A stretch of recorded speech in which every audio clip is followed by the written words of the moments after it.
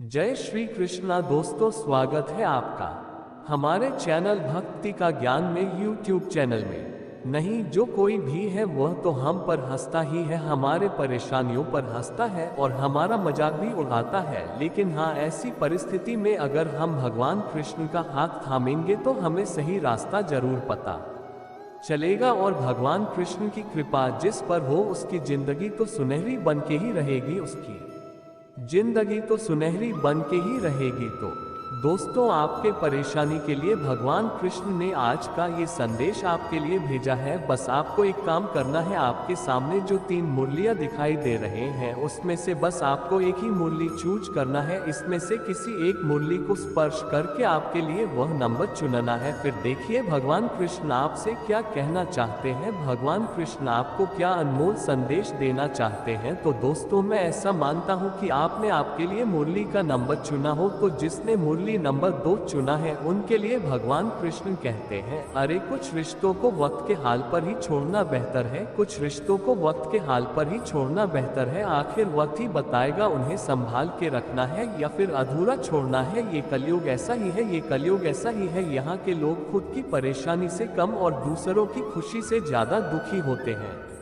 अच्छा जरूर होना चाहिए, जिंदगी में अच्छा इंसान जरूर बनना चाहिए, लेकिन हर किसी के सामने साबित करने की कोशिश कभी ना करें, क्योंकि जो अपना है उसे सफाई देने की जरूरत ही नहीं पड़ती, जो अपना है उसे सफाई देने की जरूरत ही नहीं पड़ती। और हर बार जिसे सफाई देने की जरूरत पड़े वह कभी अपना हो ही नहीं सकता, वह कभी अपना हो ही नहीं सकता। भगवान कृष्ण आगे कहते हैं, अरे मूर्खी से बहस करने वाला व्यक्ति बुद्धिमान नहीं है, मूर्खी से बहस करने वाला व्यक्ति बुद्धिमान नहीं है। इसीलिए मूर्खी पर ध्यान देने के अलावा अगर अपने काम पर ध्यान दिया तो जिंदगी संवर जाएगी, जिंदगी संवर जाएगी। इस कलयुग में लोग आपकी कदर तब करते हैं जब आपकी उन्हें जरूरत होती है। इस जीवन में अक्सर धोखा और दर्द तो अपने ही करीबी लोगों से मिलता है, वरना अनजान लोग तो जरा सा धक्का लगने पर भी सॉरी बोल देते हैं,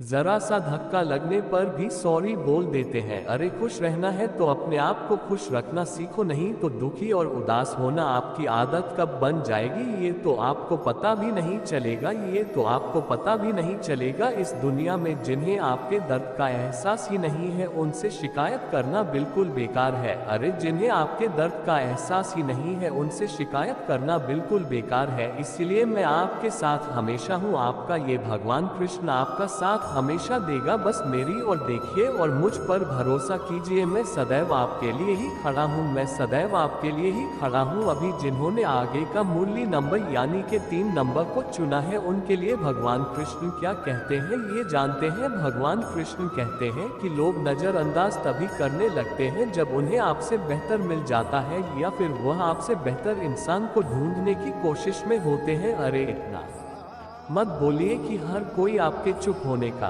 इंतजार करे, इतना मत बोलिए कि हर कोई आपके चुप होने का इंतजार करे, बल्कि इतना बोलकर चुप हो जाए कि लोग आपको दोबारा सुनने का इंतजार करें, लोग आपको दोबारा सुनने का इंतजार करे। यहाँ पर खूबियाँ देख के तो हर कोई प्यार करेगा, खूबियाँ देख के तो हर कोई प्यार करेगा, नजदीक आना चाहेगा, लेकिन हृदय में स्थान केवल उसे दो जो कमियां देखकर भी आपके साथ रहना चाहेगा, कमियां देखकर भी आपके साथ रहना चाहेगा। आजकल जरूरत से ज्यादा अच्छा होना भी जरूरत से ज्यादा जलील कर देता है। अरे इस दुनिया में जरूरत से ज्यादा अच्छा होना भी जरूरत से ज्यादा जलील कर देता है। जिंदगी में उसे कभी भी नजरअंदाज मत करो जो तुम्हारी बहुत परवाह करता है, जो तुम्हारी बहुत परवाह करता है, वरना एक दिन तुम्हें ये भी एहसास हो जाएगा कि पत्थर जमा करने के चक्कर में तुमने अनमोल रत्न को ही खो दिया, पत्थर जमा करने के चक्कर में तुमने अनमोल रत्न को ही खो दिया। इसीलिए तुम्हारे पास अगर कोई अनमोल रत्न है तो उसकी कदर करना सीखो। एक बात हमेशा याद रखना, तारीफों के पुल के नीचे मतलब की नदी बहती है, तारीफों के पुल के नीचे मतलब की नदी बहती है। इसीलिए अगर कोई तुम्हारी तारीफ करे तो जरा संभल के रहो, अतीत पर रो मत, अतीत पर रो मत, वजह चुका है भविष्य के बारे में हद से ज्यादा तनाव मत लो, क्योंकि वह अभी तक आया ही नहीं है। इसलिए वर्तमान में जीना सीखो और उसे खूबसूरत बनाओ। यकीन मानो सबसे सुंदर भविष्य तुम्हारा ही होगा। और हाँ, एक बात भगवान कृष्ण को जरूर याद करना, क्योंकि खूबसूरत बनाओ, वर्तमान में जीना सीखो। और हमेशा याद रखना, वर्तमान जब जीते हो तब भगवान कृष्ण ही तुम्हें तुम्हारी भविष्य की ओर लेके जाते हैं। अभी जिन्होंने मुरली नंबर 1 को चुना है, उनके लिए भगवान कृष्ण क्या कहते हैं ये जानते हैं। भगवान कृष्ण ऐसे लोगों से कहना चाहते हैं कि अरे इस दुनिया में जो आपको सम्मान दे उसी को सम्मान दे, जो आपको सम्मान दे उसी को सम्मान दे। हैसियत, पैसा, दौलत, शोहरत देखकर सिर को झुकाना कायरता का लक्षण होता है। अरे पैसा, दौलत, शोहरत देखकर सिर को झुकाना तो कायरता का लक्षण होता है। जैसे जैसे आयु